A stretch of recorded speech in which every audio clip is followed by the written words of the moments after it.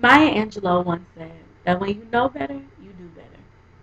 Well, I've been trying to get students to know more and do more with what they know for the past 10 years. This journey has finally led me to be your principal here at Willis Middle School. On my journey, I've learned a few things are pretty essential in becoming an effective principal. One is that we have to have a shared vision as a school. We also have to know how to reach this shared vision. We have to be the best educators that we know how to be so that our students succeed. We have to work together. We have to work together as teachers and principals and students. And we have to solicit the help and support from our community and our parents. This journey began for me about 10 years ago in Miss Smith's English 3 class. She was talking about magical realism, and she spoke with so much passion that it evoked in me a passion to want to give passion to other students. Well, my family had a lot in shaping my desire to be an educator. I come from a huge family of 8, and I'm the 5th child of 6. Because it was so many of us, money was scarce, and we grew up in a poor neighborhood. All my siblings had great dreams to accomplish these great careers so they can be rich and move on from the neighborhood that we were kind of embarrassed of. Well, in trying to follow their footsteps, I thought maybe a teacher won't live up to all the things that they've done. The more I thought about it, the more I realized in order for them to become and teachers, doctors and lawyers, they have to have teachers that have passion about what they do. Like Miss Smith had passion about what she did. And that's when I realized that teachers were probably even more important than what they were going to be doing. Once I decided to become a teacher, I went on to the University of Houston. At U of H, I got my degree in psychology. I wanted to learn a little bit more about those tricky adolescent behaviors that I knew I would have to deal with.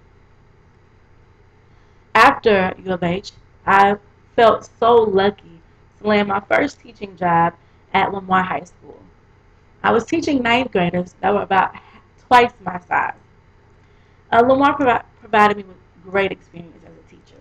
Um, I was able to be a part of a collaborative group where I created lessons that were that invoked critical level thinking skills for students. I was able to learn what activities worked best and the type of quality work that was necessary for students to really learn. I was also a basketball coach and a track coach, and I absolutely loved coaching. It developed my management skills, my discipline skills, in a way that I wouldn't have been able to develop them as a teacher. So I was very grateful for that. But as I continued to work at Lamar, I noticed something. I noticed that so many of their students were bused into the school.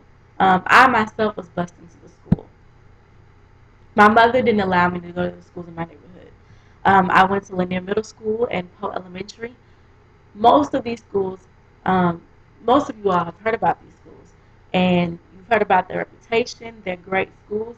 And as a child, I was so thankful for being able to go to these schools. But as an adult, it kind of saddened me that kids had to travel outside of their neighborhood to get a good education. My zone schools were Betsy Ross Elementary, Key Middle School, and Cashmere High School. My mother did not want me to go to these schools. She felt like they were inadequate. Well, as an adult, I thought to myself, why are we running away from these schools?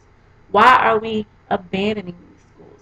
Instead, we should be trying to change them so that students don't have to leave their neighborhood to get a good education. I believe that any student can learn anywhere, should be able to learn anywhere. And that's when I decided to be a principal. Because I knew the only way that I could really change the school was by being a principal. And that's how I got here today as your principal at Willis Middle School. So like I said, we all have to create a common vision and a shared vision to promote change in this school. This is not a vision that I can just give to you. This is a vision that we all have to believe in, that we all have to develop together. We talk about hooks and guiding questions as teachers. We understand that students have to really emotionally tap into a lesson in order for them to really get something out of it. We know that they have to be able to relate to what they're learning, know the importance of it. So, as your principal, I understand that you need the same thing. I know you're not going to commit to a vision that you don't believe in, and that you're not going to commit to something that you don't believe is relevant. So, I want us to come together to create a shared vision. And this vision needs to include all students. Once we all believe in this shared vision and develop this shared vision together, I know that you need the support to actually make this vision happen. I feel like the most important role I have as your principal is to be your instructional leader. I know that you need growth too, just like your students do. I'll make it my mission to provide you with the professional development that you need to succeed. I want you to be able to know how to figure out what it is that your students need and that your students want. You can't provide the customer what they need if you don't know what they need. So I want us to be able to learn as educators how to figure that out. The students should be the center of attention. This classroom is their classroom, and they're the ones that have to do the learning. So I want us to be the type of educators to make sure that our lessons are surrounding their needs and that they are the stars of our lessons, not us. So every classroom needs to be a student-centered classroom where student-centered learning takes place. I want to promote innovation. I know that your classrooms only go as far as you take them. So I want to provide you with the time and material and resources to be creative. I want your classroom to feel like your own. And I want you to be optimistic, and I want to encourage you to be optimistic in providing these innovations. Don't be discouraged. I'm here for you along the way. The second thing that I found in changing the school and promoting student success is that collaboration is key. School business is so large, and no one person can accomplish all that needs to be accomplished by themselves. I don't want you to think of our relationship as a hierarchy relationship. I want you to think of this as a partnership. I have to work with you all. You all have to work with me. You all have to work with each other. And that's the only way that we're really going to be successful. When you work with each other and you are successful in your partnerships with each other, your students will see the way you work with each other and understand the value in being a team. They will begin to work with each other, and they'll be able to identify their strengths and use their strengths and play on those strengths when they're weak. Collaboration is key, and we have to really utilize that idea in order to succeed. The last thing I've really found to be true in school achievement is that we need the support of our community. We need our parents to be involved. We need our youth groups in our community to be involved. We need our businesses to be involved. I hear a lot of teachers complain sometimes about how parents aren't supportive and they're not doing enough at home and they're not doing this or they're not doing that. Well, have we really thought about what we have shown parents that we need? Have we really asked them to support us? And are we only thinking about ourselves in this support system? I mean, we have to think about how we can support them as well. So I want us to use each other. All of us have different interests, but there's one interest that we can all say we all have, and that is student achievement. We all need the students to succeed. So we can think about this shared vision and use each other to get there. Now, even though I'm your principal, I would have to admit that I had a few weaknesses. One, I could be a bit of a control freak sometimes. I like things done right. And sometimes I think the only way that they can be done right is if I do it all myself. But like I mentioned earlier, no one person can do it alone. So I need you guys to remind me that you're here to help me. And I need help. I need you to remind me that you're ready, and that you're willing, and that you're capable of helping.